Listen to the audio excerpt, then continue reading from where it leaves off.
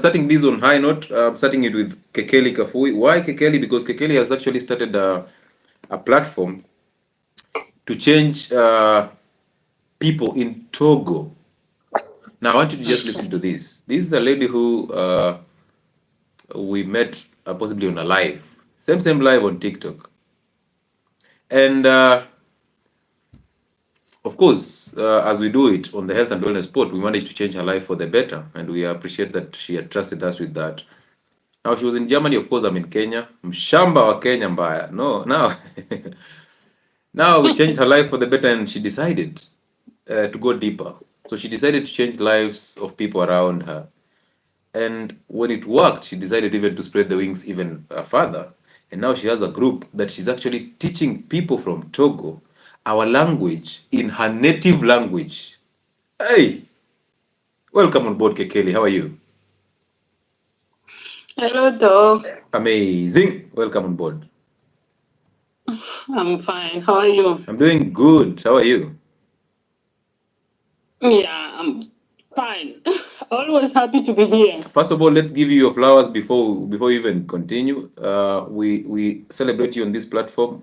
We appreciate the energy that you put in to actually make sure that this platform reaches so many people, and specifically in your home country, because our first interest is to change and make African people better. So we give you your flowers, and we appreciate you for everything that you're doing to make sure that health and wellness sport message is actually heard. Congratulations.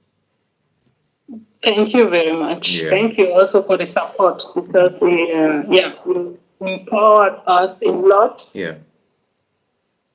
and it gives me more push up actually. Yeah, you're welcome.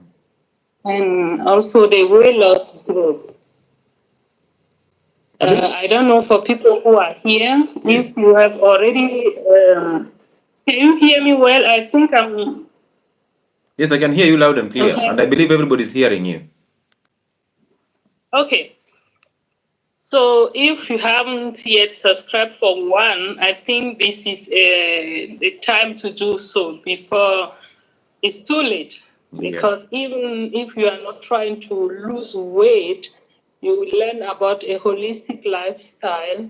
Yeah. And when I started, I gave myself 1 year. First, I said 3 months. And then after I say 1 year. Yeah. Now I'm about to be close to the 1 year. It's I think 2 months or 3 months left. Yes. And I'm thinking of pushing to 3 years Amen. to be completely like to adapt this lifestyle because it's just amazing, like Yeah. Dr. will say. Yeah. So today actually I have maybe a short testimony and maybe 2, 3 questions or yeah. Good. Go ahead. My testimony today is just I don't know. Some people experience this is the energy and this boldness Yeah. that you get after fasting Mm-hmm. or after like for 9 months now, 9 to 10 months. I'm getting this boldness back. Okay. I'm no longer fear of anything. Always want to say my mind in a polite way, though. Yeah. Be calm, but you keep up to your mind and you speak like, I don't know, your head is up and you know what you want and you said it also. It's amazing. The feeling is just amazing. I had meeting today with my colleague and my boss, and it was like, okay, are you this? Like you, this mental clarity is completely back. Yeah. And I think it's not done in one day, but you get this confidence and the boldness because you don't fear anything actually. Mm-hmm. And you are ready for everything. You can like take responsibility because you are fully aware of every of your steps. Yeah. And this I lost for like 10 years now, and I'm feeling myself back. It's just amazing. I'm so happy. Well done. I'm Yeah. so happy. I'm even going for more responsibility for work and ready to fight for it. Like it just, amazing. I love it. Like, I'm loving it. Awesome. Thank you a Do, lot. do you know where that Yeah. confidence is actually coming from? I always said from fasting. Yes, but most importantly, confidence fasting is actually secondary. The confidence is actually coming from the center of you losing weight and starting to feel confident from within. You see, confidence is not something that you get from outside. It's something that is portrayed from within. So you're either confident or you're not. When you start to add weight and you've just lost hope in yourself and everything does not make sense at all, your self-esteem goes down. And when it goes down, you are even unable to stand in front of people because even if you have a point, you are actually thinking in your head, you're thinking, maybe these guys will not take me serious because of how I am. And you see, when you start thinking that way, you always have that need to belong somewhere. So you want to force people to actually adapt to you. It's like what is happening with the alphabets. So they want to force people to actually think or become just like them, even though they know it's a wrong thing to do. So most people who are obese or who are fat, they start thinking that, you see, because I'm this, rather I'm this way because these people are that way. I'm this way because of the genes. I'm this way because God wanted me to be this way. So you want us to accept you that way. So when you're trying to put a point across and maybe people don't buy that point, you will simply take it personal because you're thinking these guys are not understanding me or they're not taking my point because I'm fat. Now that's your own problem. So you have to fix that. Once you fix that, the confidence comes back and you ooze a lot of confidence without even caring what people are saying. But until you put in some effort, fasting comes in secondary to actually just lower the estrogen so that you can not overreact over some things. Just the same way the gym does. Nobody goes to the gym in the morning to squat, to come out of the gym to get upset by just one simple comment, compliment, or one single comment from people. So that's why we do these things. We don't encourage you to just have a healthy life for the sake of it. No. We make sure that you understand your body, you understand the hormones, you understand the health. Once you understand even diets, once you understand this holistic approach, everything that comes from within you is actually confidence because you are aware of yourself, you are aware of what is going on. You know, you actually say something and then you expect people to ask a certain question. If they don't ask it, you'll still go ahead and explain it. But if they ask it, you already were anticipating it. So you simply answer it, and that's where confidence comes in. Having the ability to know something better than all other people know it, and now you can stand out to defend it. Yeah. Yeah, Thank you. you're welcome. And then maybe I don't know if there are a lot of people online, but I just realized for the live we had last week Yes, where we talk about the painkillers and the steroid. yes, Yeah, having a lot of parents in my group, yes, I just realized we didn't talk maybe about the painkiller they especially give to children. mm-hmm. And parents are mostly like when something like the child has fever Yes, and they really don't know what to do. They are completely in panic. They just need solution. mm-hmm. Maybe a quick way. We know that maybe fever is just a symptom, but Yes, they feel completely in panic. They don't know what to do, and we maybe have to go deeper on children in this line, like to know how to handle those kind of emergency situation where they were given Panadol and those things in the hospital mm-hmm. to change the sickness, we say. Yeah, So how can we maybe from home do something? I just say, okay, they have to take cold shower, maybe give the child maybe green tea.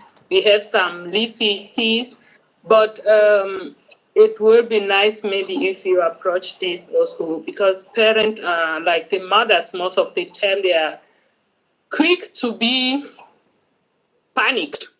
you see, in children, the reality is this. The reality is children will experience a lot of fevers and all this because they are out there playing, getting in contact with different microorganisms. But I want you to know that a fever is a symptom. So focusing our attention on fever is actually missing out on what is actually causing the fever.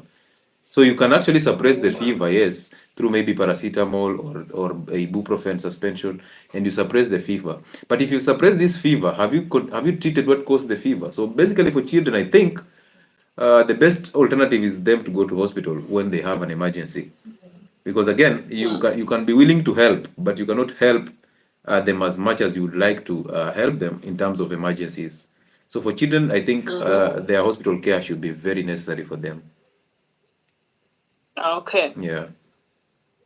And then they put just for medication for a child. It's like you feel bad already. No, you see, once you know, Without any once you know consult, like no, they don't consult before, because for them it's the first approach. Like antibiotic, because they are talking about inflammation, they are talking about maybe a worm and those things. Even without any lab test. Yeah. We want to trust our medic. We really want to trust them, but it's difficult those days. One day we'll reach that level where every physician has to do both the physical examination and has to do appropriate patient history before they even start prescribing medication. But for now, our hands are actually tied. Why? Because we are spreading this gospel one person at a time. Today I was handling some clinical officer interns at my workplace, and I just kept on asking them questions about diabetes. We just had this interaction. It was the first time I was actually meeting them, given that clinical officers are on strike. So I was wondering, why are these interns here working under no supervision when there are no clinical officers in the hospital? And I got so intrigued because I had to learn something from them. So I asked them, guys, let's have a brief conversation here. Do you guys believe that diabetes is reversible? And they told me, no. But there was one who was saying, yes, it can be reversed unless it's type 1 diabetes. So I asked them, so is the syllabus still the same or something? Then they told me, I asked them, what is the pharmacology textbook that you guys are using? They actually mentioned Principles of Pharmacology by Arthur Guyton. I was like, and physiology.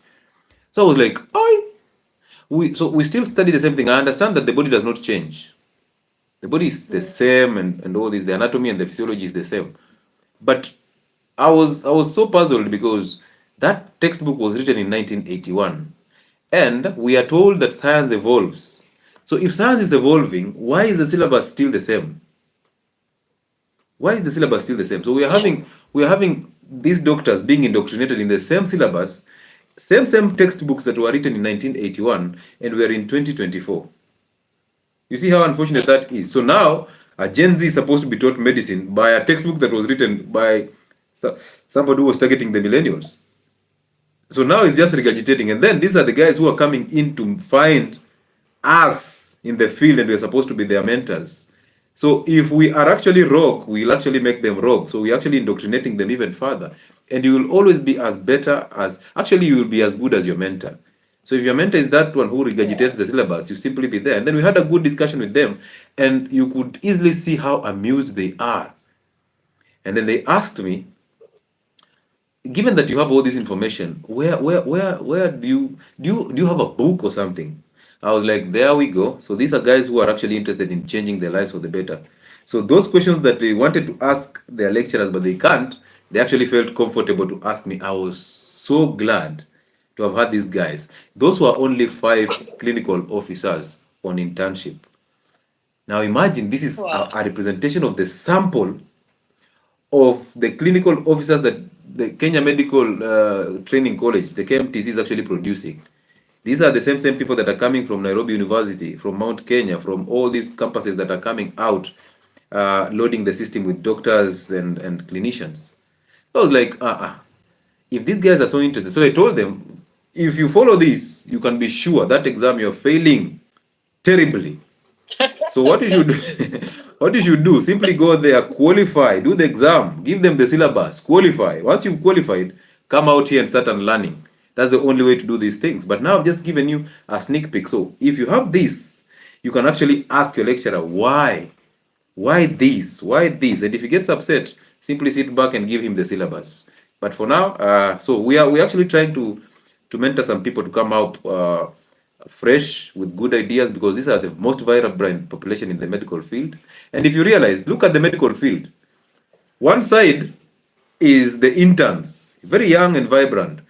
On the other side is the older doctors, those ones who put on the spectacles with the rope. Na ile kamba huko They, nyuma. they have all diabetes. Yes, They have all diabetes. and then they put their spectacles in and they're looking at you. So where do these younger doctors go to after the intern? Some of them go outside the country to just go and look for money.